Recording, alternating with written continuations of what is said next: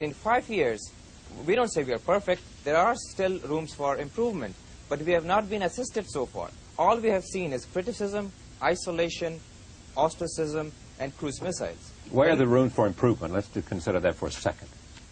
All we have said that please, if you have concerns, don't send us cruise missiles. Please talk to us. We have not been recognized so far.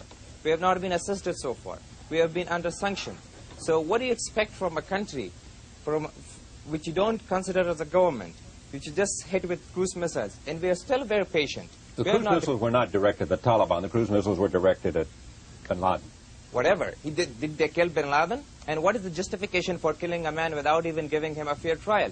Did they kill him or did they kill him? I think they're very prepared to give him a fair trial if he would like to present himself for trial. We were not asked that he was needed. And how do we know that he is? May I interject myself here? Please. I think this illustrates the problem. You see, Mr. Hashmi lives in Afghanistan. His primary concern is not protecting U.S. embassies and U.S. destroyers. Now, of course, I don't agree with him, and I don't agree with the policies of the Taliban. But people in Afghanistan are concerned about the problems of Afghanistan. You are pressing him to be concerned about the problem of the United States, which is that bin Laden poses a threat to us. Now, if we want to have relations with people in Afghanistan, we have to recognize their problems, which actually are a lot bigger than ours. And we have much more capacity to help them with their problems than they have to help us with ours. Okay. Let me take that point. It's a very good point. Remember, though, when I asked him why he was in the United States, he said to talk with, he'd make some speeches at universities and also talk to people in the State Department about a series of issues of concern to them, including bin Laden. I mean, that was clear from my first question. And so, therefore, bin Laden becomes part of the conversation. And I assume he's asking for evidence, and the United States is prepared to tell you why they think he is, in fact, a terrorist. Moving beyond that, though, what is it you want the government to do other than not to send over cruise missiles or whatever else, those issues that you laid? What is it? What would have been an appropriate response for you from the United States about Taliban problems? Well, we would first like the United States not to recognize a rebel group in Afghanistan first. Not to support Massoud or what? Exactly. We have not been recognized so far. The United Nations seat is given to them, and we are under sanctions. So we have said that they have to engage with us. They have to consider us as a government and then talk to us about their concerns. We are humans. We will understand the problems, and we cannot be dictated. We cannot bargain on our independence. We have said, okay, if anybody is found guilty of killing civilians, we will punish him, and in our constitution, anybody found guilty of killing civilians will face capital punishment. So could you please help us and give us some sort of assistance, some sort of evidence that could lead to bin Laden's involvement in those activities? Mr. Rubin may think this is silly, but let me just bear with me 1 second. If there was evidence that Mr. bin Laden had something to do with the killing of someone because he, through a series of chain of command, influenced terrorism that killed children, you would put him on trial for life. Is that right? We did put him on trial for 45 days. We asked the United States, Kenya, and Tanzania to give us some sort of evidence. Nobody did give us. And now we have come to a decision that maybe the United States is looking for a boogeyman always. Because if they really have concerns from bin Laden, they have to talk to us. We have a full-time job reconstructing our country. We don't want foreign problems for us. But we have not been talked to. All is that we have seen is we are being bullied. Well, I don't think the Taliban are serious about this question of whether they have evidence against bin Laden or not. He is their ally and supporter, though it is true he did not come to Afghanistan to stay with the Taliban, and the Taliban did not bring him to Afghanistan. At the same time, he went looking for a safe haven. Yeah, and when he went back to Afghanistan from Sudan in 1996, he did not go to an area which was controlled by the Taliban initially. He went to an area that was controlled by people who are now allied with Massoud, namely the people who were in Jalalabad, and later he became linked to the Taliban. But I think the point is the Taliban have been imposed. I didn't say that the Pakistani ISI created the Taliban. They did not. but the Pakistani government made the Taliban into a military power. They recruited thousands of Pakistani students to fight along with them. They have given them military advisors. They give them full political support, and several Western intelligence agencies have also told me that they believe there have been Pakistani regular troops fighting with the Taliban in key areas. The point is not to rule the Taliban out of Afghanistan. They're a part of Afghanistan, like Massoud is part of Afghanistan, and like the vast majority of the Afghan people who are neither Taliban nor supporters of Massoud. But the point is that Pakistan, which is the real source of the problem in a way, should not be trying to impose a government of its liking on Afghanistan. That prevents the dialogue that is necessary within Afghanistan among the various parts of the Afghan people. It is also true that Iran, Russia, and other states are, I would say, primarily reacting to Pakistan's policy in Afghanistan by supporting the other side. And the dynamic of the relationship between the United States and Pakistan has considerably changed from what it was, say, 5 or 6 years ago. Yes, and I hope that the Taliban and also their political advisors in Pakistan understand that. They may think that because the Republicans are back in power, they can restore the friendly relations that they had in the 1980s when they were fighting communism together. But that definitely is not the case, because this administration is going to take a tougher line on terrorism, I believe, than did the Clinton administration. And what do you think that might mean? How Well, would I that think manifest itself, that toughness? Well, I think it means that we are much less likely to consider various policies that I think would be much more helpful, which is to say seriously engaging not just with the Taliban, but with other Afghan forces as well, but also with the Taliban, without recognizing them as a government, over the issues of the drought, of the need for reconstruction, of the need for them to have friendly relations with all the countries around there, and to work with other donor countries to put some serious money on the table, not to give it unconditionally when very important conditions haven't been met, both about terrorism and also about the equality of women, but to show that there is a serious willingness to address the real problems of Afghanistan. I think we should criticize and we should make demands about these things, but we shouldn't only do that. We should recognize there are vast human problems that are partly of our making, and we have a responsibility and also an interest to address them. Our making because we were a player in the Civil War, because we came to on the side of the forces fighting the Russians? That was the right thing to do. That's what I thought. But so the way why is the problem our making then? Because we supported the rebels? There were different ways of doing that, and there were different rebel groups. We subcontracted our policy to Pakistan. We did not pay any attention to what a future government of Afghanistan might be like, because we thought the Soviet Union would never withdraw.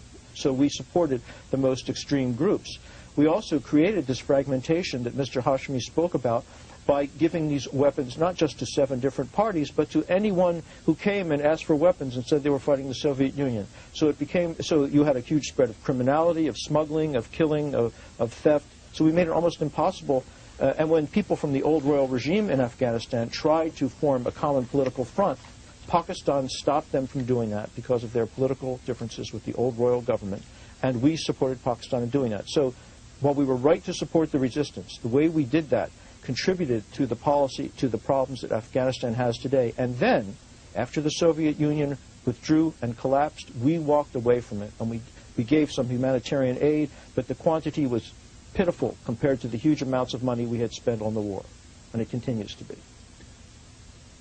Mr. Hashimi, do you think, explain to us and to this audience why it was necessary to change the policy of the Taliban and destroy the Buddhist statues?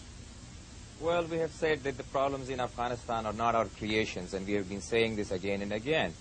And if we were to destroy those statues, why didn't we destroy them 3 years ago? So the problem is so funny for us. This is not that serious problem in Afghanistan as it is for you. Your government is killing people in Afghanistan, killing innocent children. You don't see them by the economic sanctions. 700 children died of malnutrition a month ago. So it is so funny for us that if a country is destroying our future with economic sanctions, so how do they worry about our heritage? Surely you're good. Look, first, the sanctions against Afghanistan, some of which I don't support, are not economic sanctions. There is no trade sanction against Afghanistan. There's a sanction against the airline, which I think is mistaken. There's a sanction against arms supplies to the Taliban, which I think is a good thing, except that it's not being enforced or even monitored in any serious way. Those children did not die because of those sanctions. Well, if we, sorry to intervene, if we can't fly outside and buy medicine, who suffers? If we can't go and sign contracts, we had a contract with Kazakhstan asking for 95,000 metric tons of wheat, and we shipped some of that, and because of the sanctions, it stopped. We had a contract with Bangladesh that we imported rice from them, and because of that, we can't do it anymore. So who suffers? Even if you can't say it is Taliban specific. It is ridiculous.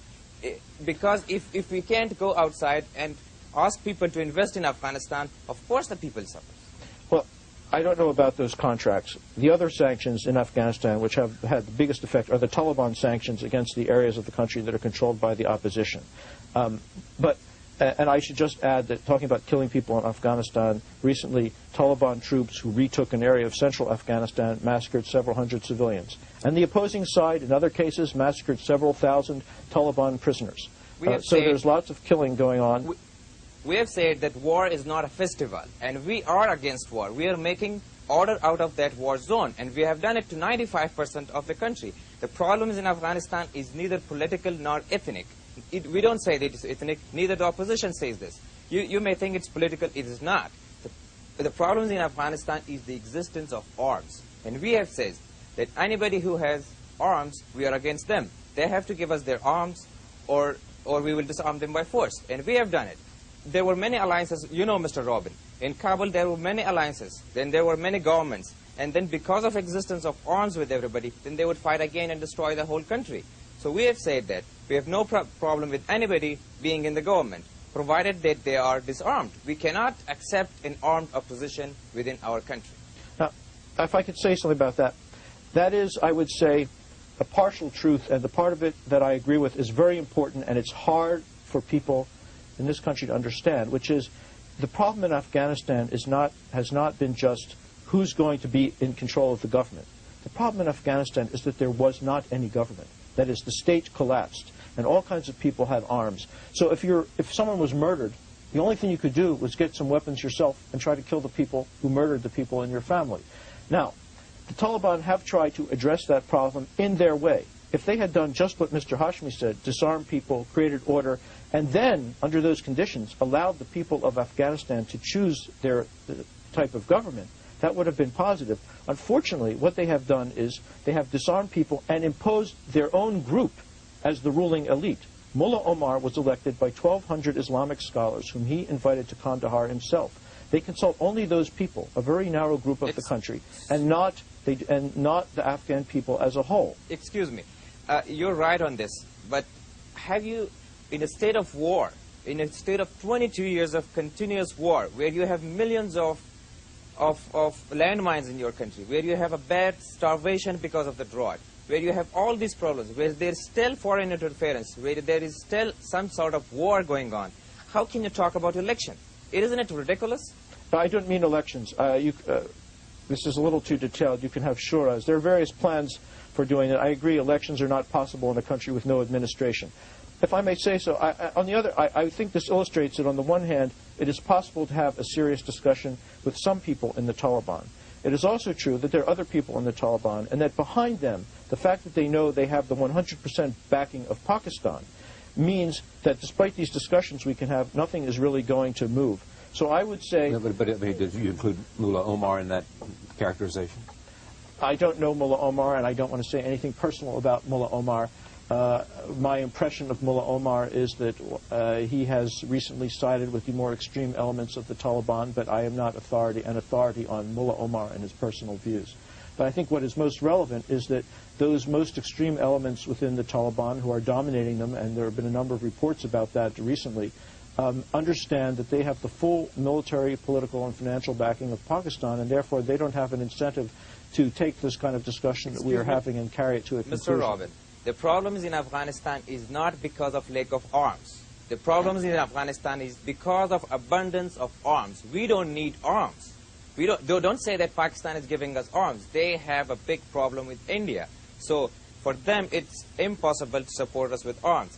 Our good relations with Pakistan does not mean that they support us with military supports or whatever. So all these things, and you said that there are people who are accusing us that there are maybe Pakistani regulars in our side.